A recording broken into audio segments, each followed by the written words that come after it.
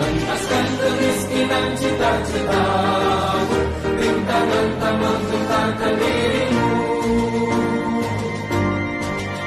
Indonesia maju, sejahtera tujuanmu, nyalakan api semangat perjuangan. Dengarkan gema, nyatakan persatuan. Oleh Perindo,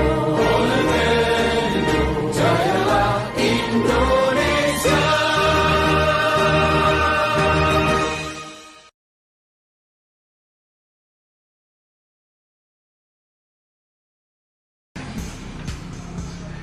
Halo, apa kabar sahabat catatan jurnalis? Nah, di video kali ini saya ditemani oleh seorang senior saya. Dia adalah seorang advokat dan juga sebagai ketua salah satu partai politik yang saat ini sangat eksis di Indonesia. Karirnya sebagai advokat melambung tinggi. Tinggi-tinggi juga karirnya sebagai ketua partai di Sumatera Selatan, sehingga namanya dikenal secara luas.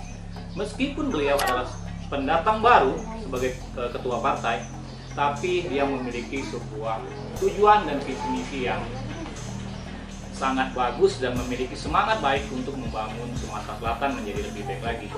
Waktu itu beliau sempat ingin mencalonkan diri sebagai calon gubernur Sumatera Selatan. Nah, teman saya ngobrol kali ini adalah Bang Februar Rahman. Apa kabar, Bang? Baik, ya. Alhamdulillah. Bang Februar Rahman, ngobrol-ngobrol sedikit dong sebelum kita lanjut ke perjalanan politik Bang Februar nih. Bisa bercerita sedikit nggak? Seperti apa sih dulu Bang Februar itu mengawali karirnya? Awalnya saya lawyer, murni lawyer. Itu saya mulai dari tahun 92. 92. Jadi pertama kali lawyer 92, kemudian saya buka kantor di Palembang, kemudian juga sempat juga buka kantor di Jakarta. Kemudian tahun 2002 saya pulang Palembang. Dalam rangka ya mungkin tertarikan ya panggilan kaitan politik, sehingga saya banyak berpolitik lah. Oh, jadi setelah mulai lagi balik ke Palembang mulai meniti karir politik? Iya, karena banyak sekali kawan-kawan untuk menarik saya ya, ngajak. Kemudian terutama keterpanggilan saya dengan daerah Sumatera Selatan. Artinya Bung Februar itu ada kepedulian dong sama masyarakat Sumatera Selatan sehingga terjun ke politik nih. Ini kan sangat berbeda jauh nih antara pengacara, lawyer dengan partai politik. Ini kan sangat berbeda loh. Ini kenapa tiba-tiba jalannya ke politik ini? Ya, tapi sebenarnya lawyer untuk saya itu tidak juga begitu jauh ya. Oleh karena saya sebagai lawyer pada saat itu dan sampai sekarang juga ya banyak saya tangani sekarang kaitan masalah persoalan rural, iya, masalah-masalah sosial masyarakat ya, Pak. Masyarakat, kemudian ya, saya juga banyak bantu masyarakat yang tidak mampu. Ya.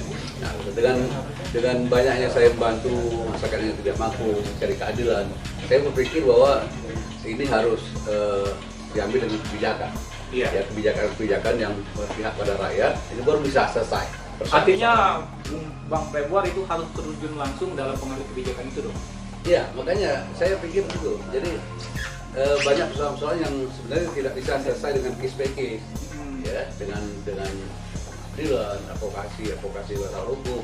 Karena persoalan ini ya masalah strukturalnya banyak masalah kebijakan. Nah, kebijakan ini harus diambil dengan langkah politik.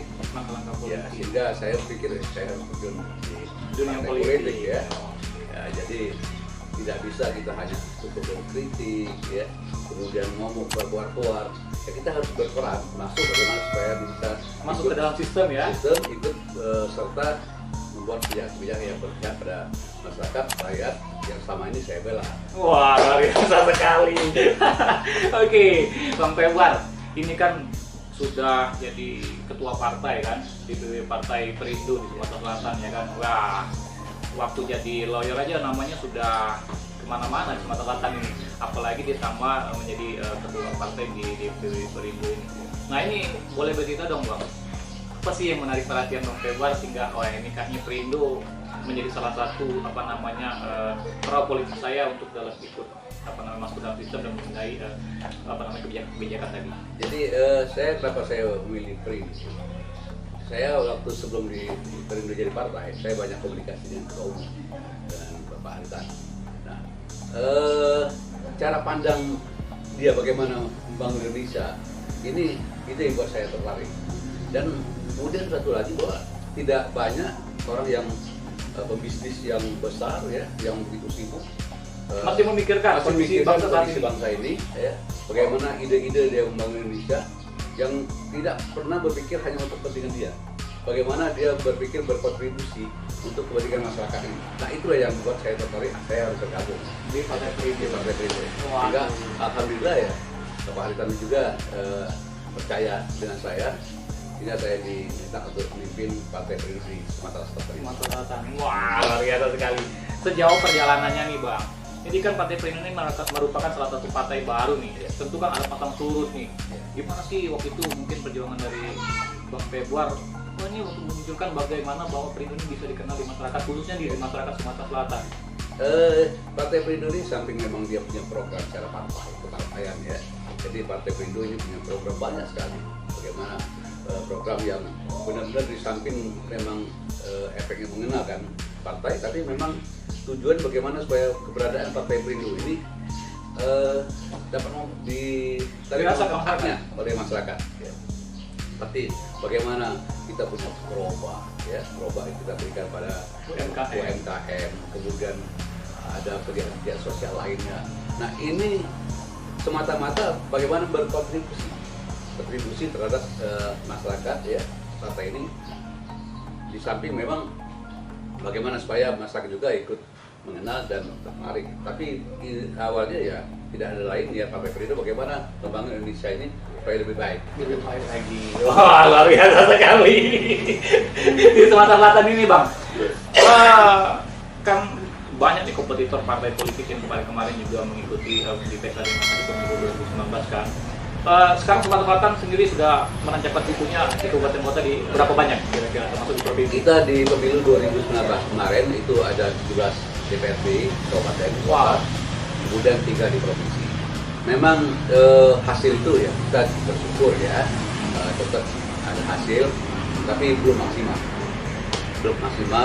Karena target kita ya harus kita bisa membuat kebijakan ya kabupaten, provinsi, dan mempengaruhi kebijakan di tingkat pusat. Jadi di provinsi kan kita hanya dapat 3, tapi sebagai partai baru sudah lumayan ya, Bang. Ya. Tapi ini tidak begitu memuaskan bagi kami. Nah, ke depan tetap ada semangat lagi untuk lebih baik lagi ke depan. Harus lebih baik. Jadi dalam perjuangan tidak ada kata kendor, tidak boleh mundur ya. Kita harus maju, dan masalah hasil kontribusi itu nanti dari hasil kegiatan-kegiatan kita serahkan kembali setelah itu pada rakyat ya. Nah untuk itulah di 2024 ini kita insya Allah target kita bagaimana Partai Perindo bisa membuat berkontribusi pada masyarakat melalui kebijakan yang lebih terasa nanti. Nah untuk itulah maka ke depan Partai Perindo akan semakin kita gerakkan lagi ya di struktur partai, kemudian dengan program tetap kita jalankan, insya Allah 2024 sesuai dengan harapan masyarakat lah ya, bagaimana supaya Partai Perindo ini bisa eksis dan bisa berpengaruh positif terhadap masyarakat. Wah luar biasa sekali. Oke, Bang Pep, ini kan pancaroba ya. Mungkin ada kepedulian dari Perindo terhadap masyarakat terkait perubahan iklim atau cuaca ini. Apa sih mungkin ada program yang sudah kita laksanakan saat hari ini? Jadi Partai Perindo ini dia berprogram ya, tidak hanya menjelang pemilu, terus menerus seperti kita ambulan itu tidak ada berhentinya. Setiap saat kapanpun masyarakat membutuhkan kontak gratis. Kemudian masalah pancaroba ini kan rawan demam berdarah. Kita di seluruh kabupaten kota kita punya alat fogging, kita fungsikan itu. Jadi hari ini juga kita di Palembang adakan fogging bagaimana untuk menjaga demam berdarah. Jadi yang pasti program-program partai ini tidak hanya berjalan menjelang pemilu, terus ya mungkin banyak masyarakat bisa tahu lihat bagaimana ambulan hampir setiap hari, ya setiap hari itu ada aja masyarakat yang butuhkan, dan ini kita jalankan terus. Oke, ini lagi Bang. Di 2024 ini tentunya kompetitor kita tidak hanya dari 20 partai politik yang kemarin mendaftarkan di pemilu 2019 kan, ada muncul partai-partai baru nih sepertinya. Tentu juga ini menjadi salah satu ya pada hakikatnya partai politik itu adalah sama-sama bertujuan untuk membangun bangsa ya kan. Nah tapi tentu ini menjadi juga tantangan bagi kita Partai Perindo. Ini gimana Bang menyikapinya Bang? Kompetisi tetap berjalan, ya kompetisi, namun tetap sama-sama partai akan seiring sejalan, ya kompetisi yang seiring sejalan maksud saya sama tujuan. Tapi bagaimana supaya kita lebih berperan mewarnai atau kebijakan-kebijakan itu dengan visi misi partai kita. Kita insya Allah kita juga tidak khawatir ya berkompetisi dengan yang sehat, baik partai baru maupun partai lama. Kenapa? Target kita ya partai lama harus bergeser, harus bergeser. Jangan sudah sekian puluh tahun dari zaman reformasi ya kita sudah tahu kan hasilnya. Nah, kita akan berusaha menggeser supaya kebijakan-kebijakan warna daripada kebijakan di negara. Jadi ada warna-warni demokrasi ya, kebijakan baru ya dengan visi misi partai kita, Partai Perindo. Bagaimana Indonesia menjadi lebih baik dan masyarakatnya jadi sejahtera. Itu yang kita kejar. Lebih itu yang kita kejar Bang ya. Oke Bang, ini nih kalau kita berharap sama masyarakat seperti apa Bang? Kita harapkan pada masyarakat bahwa memilih itu harus cerdas, ya. Jadi kalau pemilu harusnya bagaimana supaya bisa memilah dan memilih. Kalau di legislatif ya calon yang memang layak untuk didukung, dipilih. Kemudian lihat visi misi partainya. Kenapa?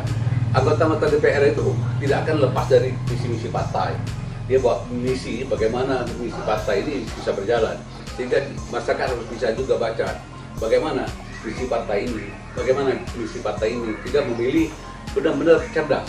Jadi memilih hendaknya jangan hanya melihat bungkusnya saja, ya calon-calon itu banyak, tapi harus disusuri.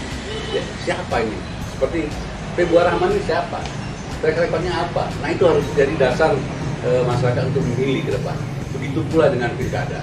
Pilkada juga harus masyarakat juga cerdas. Jangan hanya melihat pencitraan yang tidak masuk akal dan berlebihan. Bagaimana bisa menjalankan pemerintahan ini dengan baik.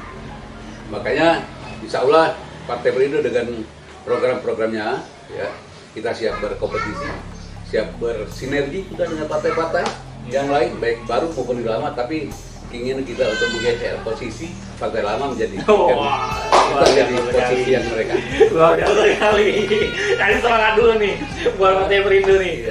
Oke, Bang Februar ini mungkin terakhir pertanyaan nih Bang Februar. Mungkin ada pesan nih buat pengurus di tingkatan kabupaten kota yang mungkin nanti bisa melihat video obrolan kita, jadi juga bisa menyimak bahwa ke depan DPP Perindo ini serius untuk lebih meningkatkan lagi wakil-wakil rakyat mereka di kabupaten kota. Jadi saya berpesan kepada kawan-kawan di tingkat kabupaten kota, ya, di tingkat kecamatan, kita punya pengurus juga di desa-desa. Ayo kita semangat ya, di 2024 ini harus kita raih bagaimana cita-cita kita bahwa kita harus memimpin baik di kabupaten, provinsi, dan sampai di PRRI kita harus punya peran yang penting.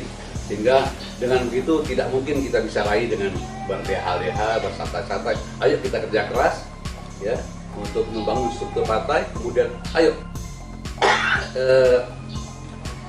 perbaiki diri kita. Kenapa?